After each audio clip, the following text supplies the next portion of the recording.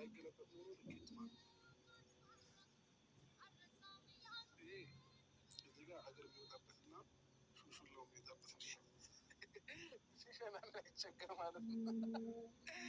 ራይዘቤ ማለት ነው። በቃ መዘመናችን የምናውቀው እንዳይቸገር በዚህ መንገድ ይውቃል። ቋርጋችሁ ከፍቱለትና ያው በዚህ ነው የሚሰራው። ይሄ ምንም ፓምፐር ምንም ነገር የለም። እንደ መጥቶ ፓምፐርስ ምናምን ቢል ወዲያው ፖፖ ላይ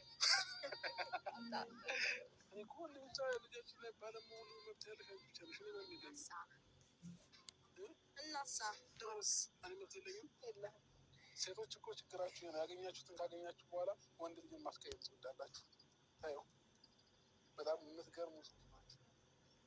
እኔ እስከዛሬ መጎዳት ህይወቴ ሰምሮ እንዲቃናን ቀኔ እኮ ለፍተሻልና አነሳው